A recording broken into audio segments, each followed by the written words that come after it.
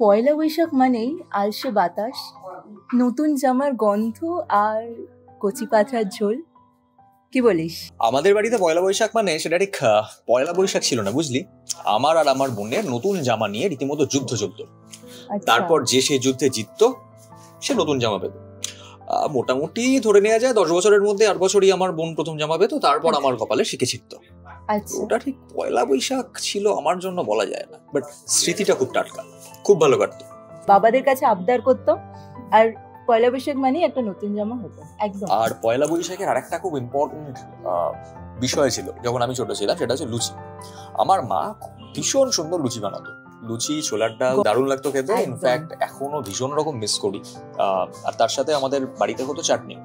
আর আমার কিছু কাকা জ্যাঠা সবাই ছিল, তারা সেই দিন আমাদের বাড়িতে আসতো। তোর মিষ্টি, রসগোল্লা, সেটাও একটা পদ ছিল। যাই হোক, তো ভীষণ টাটকা স্মৃতি। সত্যি রে, ছোটবেলার স্মৃতিগুলো আমরা এখন খুব মিস করি, কারণ যদি মনে হতো যে ছোটবেলাটাকে একটু টেনে আনা যেত।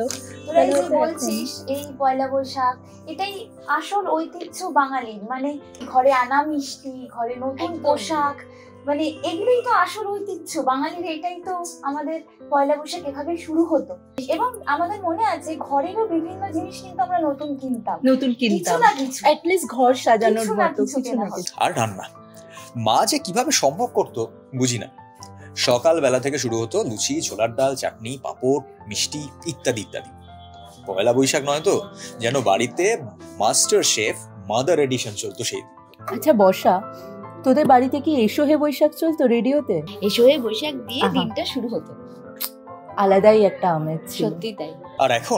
আর এখন তো সকাল শুরু হয় নতুন বছরের প্রথম সেলফি তোলা দিয়ে। এই আজকে গঙ্গার ঘাট যাবি? শোন না, বাইরে না খুব গরম, সামনে লেক আছে, লেক যাবি? ঠিক আছে, তাহলে তাই চলো। কলকাতায় পয়লা বৈশাখ উদযাপন শুরু হয় মূলত ব্রিটিশরা কলকাতায় উপনিবেশ স্থাপন করবার পরে।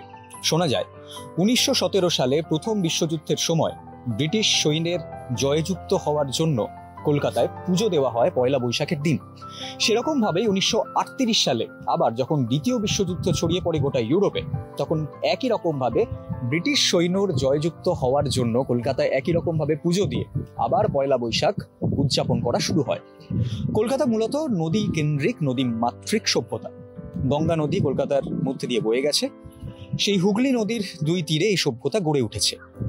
সেই জন্যে এই হুগলি নদী যেহেতু সেই সময়কার কলকাতার মূল বাণিজ্যিক কেন্দ্র ছিল, এই হুগলি নদীর মধ্যে দিয়েই বাণিজ্য হতো মূলত, সেই কারণে হাল খাতা সেই সময় থেকে কলকাতাতে বিভিন্নভাবে চারিদিকে ছড়িয়ে পড়ে এই প্রচলন যে হাল খাতার দিন তার আগের বছরের সমস্ত হিসেব গুছিয়ে তার পরের বছরের হিসেব শুরু হতো। তার পরবর্তীকালে চলে যাই আমরা বাংলাদেশে। 1967 সাল, বাংলাদেশ তৎকালীন পূর্ব পাকিস্তানের রেডিওতে রবীন্দ্রসঙ্গীত গাওয়া নিষিদ্ধ করা হয়। তখন ছায়ানটের উদ্যোগে বটমূলে রবীন্দ্রসঙ্গীতের একটি অনুষ্ঠান আয়োজন করা হয় এই ঘটনার প্রতিবাদে। পরবর্তীকালে 1971-এর বাংলাদেশ মুক্তিযুদ্ধে পয়লা বৈশাখ একটি উল্লেখযোগ্য ভূমিকা রাখে। তারও অনেক পরে যদি আমরা দেখি, সাম্প্রতিক 2001 সালে পয়লা বৈশাখের দিন ছায়ানটের অনুষ্ঠানে একটি আত্মঘাতী হামলা চালানো হয়। সেই হামলাতে 10 জন মৃত্যুবরণ করেন, কিন্তু তারপরেও ছায়ানট দমে না গিয়ে তার পরের বছরই আবার অনুষ্ঠানে ফিরে আসে। এই পয়লা বৈশাখ দিনটি এইভাবে এপার বাংলা ওপার বাংলা এক করে দিয়েছে বারে বারে, যুগে যুগে। কিন্তু নতুন প্রযুক্তি এলেই পুরনো ঐতিহ্য মুছে ফেলা যায় না। ভাব কি সুন্দর এখন বাংলাদেশের ছায়ানটের গান চলছে ইউটিউবে, সে গানের সুর তো কত পুরনো, কিন্তু পৌঁছে যাচ্ছে কত বহু মানুষের কাছে। অ্যাকচুয়ালি বর্ষাদি, তুমি যদি ইনস্টাগ্রাম বা ডিজিটালাইজেশন বনাম ঐতিহ্য বলো, তাহলে জিনিসটা অনেকটা কিরকম যুদ্ধ শুনতে লাগে। হ্যাঁ, কিন্তু অ্যাকচুয়ালি আমার যেটা মনে হয়, তুমি ইউটিউবে গান শোনো, কিন্তু তোমাকে মনে রাখতে হবে যে এই গানটা এক সময় গাছের ছায়ায় ছায়ানটের পক্ষ থেকে গাওয়া হয়েছিল। ইনফ্যাক্ট আমার মনে হয় ডিজিটালাইজেশন ইজ গুড। তুমি রিলস দেখো, তুমি ইনস্টাগ্রাম, হোয়াটসঅ্যাপ, ফেসবুকে যা খুশি তাই দেখো, কিন্তু মাথার কপালের টিপটা অ্যানালগ থাকাই প্রয়োজন। একদম। তবে বলছি, সেই যে ফিল্টার লাগাচ্ছি, এতে আমার ঐতিহ্য চলে যাচ্ছে না? না হে ম্যাডাম, ফিল্টার দাও, কিন্তু ফিল্টারের ভেতরে যদি আবেগ না থাকে না, তাহলে ঠিক কোনো মানে দাঁড়ায় না। তা ঠিক। আচ্ছা বর্ষা, আমাদের কলকাতায় পয়লা বৈশাখটা কিভাবে শুরু হয়েছিল? ক্যালকাটা, বাহ। 1938 সালে জোড়াসাঁকো ঠাকুরবাড়িতে রবীন্দ্রনাথ বলেছিলেন, এনাফ ইজ এনাফ, পঞ্জিকা বদলাও, উৎসব আনো, আর সিলেবাসে মিষ্টি ঢোকাও। তারপরেই ঠাকুরবাড়িতে বৈশাখ মানে গান, নাটক, পান্তা ভাত আর নতুন কাপড়ের গন্ধ। শুনলে মনে হয় জোড়াসাঁকোর বৈঠকখানায় চা সিঙ্গারা খেতে খেতে প্ল্যান হচ্ছিল। পঞ্জিকা বদলাও মানে? আগে কি অন্য পঞ্জিকা ছিল? এই নিয়ে গবেষণা যেমন অন্তহীন, তেমন মতান্তরও কিছু কম নয়। প্রাচীন ঋষিগণ যে ঋতুভিত্তিক বছর গণনা করতেন তাতে একটি বছরকে উত্তরায়ণ এবং দক্ষিণায়ন হিসেবে ভাগ করেছিলেন। যজুর্বেদের সময় 1500 খ্রিস্টপূর্বাব্দে অয়ন বিভাগ ছিল সূর্যের উত্তর ও দক্ষিণ গতি লক্ষ্য করে। 3টি তিথি গুরুত্ব পেত: পূর্ণিমা, অমাবস্যা ও অষ্টকা।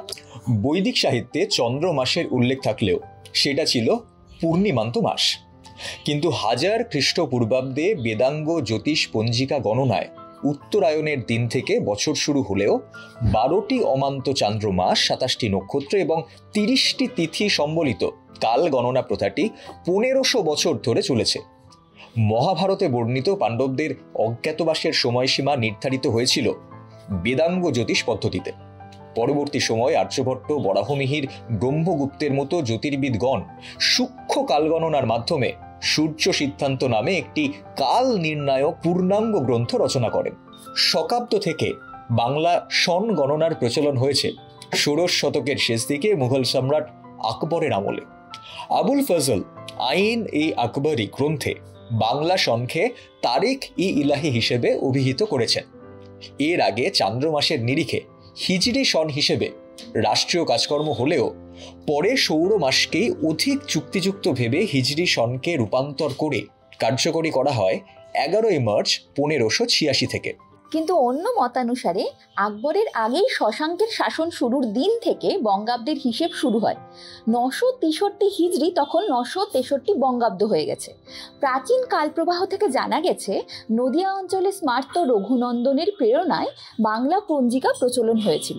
বাংলা পঞ্জিকার পৃষ্ঠপোষক রাজা কৃষ্ণচন্দ্রের অনুরোধে সৃষ্ট রামচন্দ্র বিদ্যানিধি সহ আরও পণ্ডিতবর্গ সংকলিত পঞ্জিকা স্থানীয় নবাব এবং বিশিষ্ট জনেদের মধ্যে তখন বিতরণ করা হতো। এককালে রাজা, জমিদার এবং বনেদি পরিবারে পহেলা বৈশাখ ছিল এলাহি ব্যাপার। দুর্গোৎসবের মতো না হলেও সাধ্যমতো নববর্ষের কেনাকাটা বাঙালির বর্ষবরণের ঐতিহ্য। যদিও কেনাকাটা এখন প্রধানত অনলাইন অফার নির্ভর, তবু চৈত্র সেল কিন্তু আমরা আজও দেখতে পাই হাতিবাগান, গড়িয়াহাটে। পরিবারের সকলের জন্য খুব সাধারণ হলেও একটা পোশাক আবশ্যক। ঠাকুর ঘরের গোপালের জন্য নতুন জামা, রান্নার ঠাকুর বা জলের ভারীরও নতুন ধুতি, গামছা বা আত্মীয় স্বজনের বাড়িতে সামান্য উপহার সহ মিষ্টান্ন প্রেরণ নববর্ষের অন্যতম আচার ছিল। ঠিক তেমনই সামাজিক অবস্থান নির্বিশেষে সমস্ত বাঙালি পরিবারে যে নতুন জিনিসটির আগমন পয়লা বৈশাখে অপরিহার্য ছিল সেটি হলো পঞ্জিকা। বাঙালির বর্ষবরণের অঙ্গাঙ্গিভাবে জড়িত এই পঞ্জিকা। বেশিরভাগ পরিবারেই নারী পুরুষ নির্বিশেষে সবচেয়ে বয়স্ক সদস্যটির জন্য কেনা পঞ্জিকাটি তার নিজস্ব যাপনের সঙ্গী হয়ে উঠেছে বারবার। সাধারণ বাঙালির প্রাত্যহিক জীবন এবং গৃহস্থালিতে রোজকার আচার বিচার, পুজো পার্বণ, জন্ম থেকে মৃত্যু এবং আরও 59 কাজকর্মে পঞ্জিকা অবিচ্ছেদ্য সঙ্গী। পঞ্জি শব্দের অর্থ তালিকা, কিন্তু সৃষ্টিকাল থেকেই পঞ্জিকা বাঙালির আতপৌরে জীবনে ধর্ম সম্বলিত কর্মপ্রণালীর এক জরুরি গাইডবুক। অতএব পঞ্জিকা, যার ডাক নাম পাঁজি, সে হুবহু বইয়ের মতো দেখতে হলেও পাঁজি কেউ পড়ে না, পাঁজি দেখে। এবং মোটামুটি 2 শতকেরও বেশি সময় ধরে অদ্ভুত গোলাপি মলাটির বাংলার এই বেস্ট সেলার, বাঙালির একান্ত নিজস্ব ডাইরেক্টরি পঞ্জিকা। এই তোর মনে আছে ছাদের চিলেকোঠার ঘরে কিংবা দাদু ঠাকুমার ঘরের পালঙ্কের নিচে সেই যে গোলাপ আঁকা সবুজ ট্রাঙ্কগুলো, সেখানে কিন্তু থরে থরে জমানো বছরের পর বছরের পঞ্জিকা।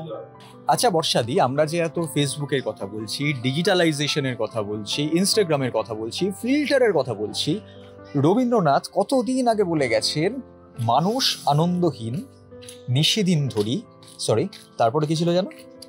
আপনারে ভাগ করে শতখানা করি। নির্মল প্রত্যুষে আজি যত ছিল পাখি, বনে বনে শাখে শাখে উঠিয়াছে ডাকি। দোয়েল শ্যামার কণ্ঠে আনন্দ উচ্ছ্বাস, গেয়ে গেয়ে পাপি আর নাহি মিটে আস। করুণ মিনতি স্বরে অশ্রান্ত কোকিল, অন্তরের আবেদনে ভরিছে নিখিল। কেহ নাচে কেহ গায় উড়ে মত্তবৎ, ফিরিয়া পেয়েছে যেন হারানো জগৎ। পাখিরা জানি না কেহ আজি বর্ষ শেষ, বকবৃদ্ধ কাছে নাহি শুনে উপদেশ। যতদিন এ আকাশে এ জীবন আছে, বরষের শেষ নাহি তাহাদের কাছে। মানুষ আনন্দহীন নিশিদিন ধরি, আপনারে ভাগ করে শত খানা করি।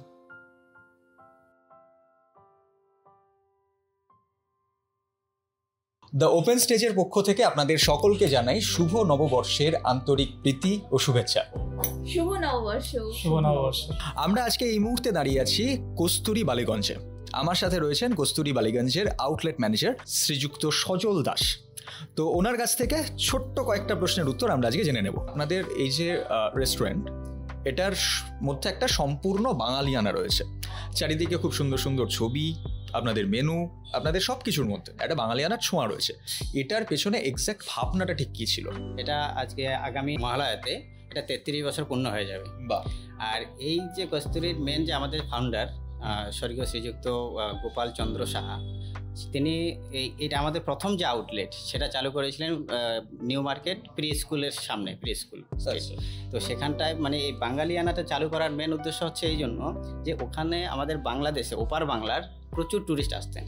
তো ট্যুরিস্ট আসতেন, তার মধ্যে আমাদের এই পার বাংলা, তো দুই বাঙালিরই যে খাওয়া দাওয়া সব দুটো সেম অলমোস্ট। মানে আপনারা এপার বাংলা ওপার বাংলা মিলিয়ে দিয়েছিলেন প্রায় বলা যায়। একটা অ্যাকচুয়ালি বলতে পারেন যে আপনি কাস্তুরীর মাধ্যমে এপার বাংলা ওপার বাংলা দুটোর মেলবন্ধন ঘটেছে। এটার ছোঁয়া নিশ্চয়ই আপনাদের মেনুতেও রয়েছে। মানে আপনাদের যে মেনু কার্ড রয়েছে সেটা যদি একটু তার সম্বন্ধে যদি একটু ছোট্ট করে বলেন। যেমন আমাদের যে কাস্তুরীর ওপার বাংলার যে মেন ডিশ, যেরকম যে আমাদের কাস্তুরীর সিগনেচার ডিশ যেটাকে বলা হয়, যেমন কচু পাতা দিয়ে চিংড়ি ভাপা। হ্যাঁ, সেটা হয়তো জেনে থাকবেন। হ্যাঁ, কাস্তুরীর আসলেই প্রত্যেকটা গেস্টেরই রিকোয়ারমেন্ট থাকে প্রথমে যে ওই কচু পাতা দিয়ে চিংড়ি ভাপাটা আর কি ওনারা একবার ট্রাই করবেন। এটা হচ্ছে আমাদের ওই ফাউন্ডারই চালু করেছেন। তারপরে আমাদের যেমন ভেটকি পাতুরি, ডাব চিংড়ি, হ্যাঁ, মহারাজা থালি। আমাদের বাংলার যে মহারাজ সৌরভ গঙ্গোপাধ্যায়, হ্যাঁ, তিনি আমাদের এই মহারাজ থালিটাকে তিনি প্রথম টেস্ট করেছিলেন। উনি প্রথম টেস্ট করে আপনাদের হ্যাঁ, সেটা ওই দাদাগিরিতে। তো তখন থেকে আমাদের এই মহারাজ থালিটার প্রচলন তখন থেকে হয়ে আসে। আজকে আপনাদের পয়লা বৈশাখ উপলক্ষে এখানে কি কোনো পরিকল্পনা রয়েছে? মানে আপনাদের মোটামুটি মেনুতে আজকে কি কি থাকছে বা কি কি আপনারা প্রেজেন্ট করছেন সকলের কাছে আর কি? মেন যেটা আজকের যেটা আকর্ষণ সেটা হচ্ছে পয়লা বৈশাখ থালি। বাহ। মানে সেটার জন্য মানে পয়লা বৈশাখের জন্য স্পেশাল থালি, যেটা তো আপনারা এপার বাংলা ওপার বাংলা মোটামুটি মিলিয়ে দিচ্ছেন। একদম। আমাদের চ্যানেলের পক্ষ থেকে অনেক অনেক শুভকামনা রইল। আপনাদের এই আউটলেট আরও অনেক মানুষের কাছে পৌঁছক, এটুকুই বলবার।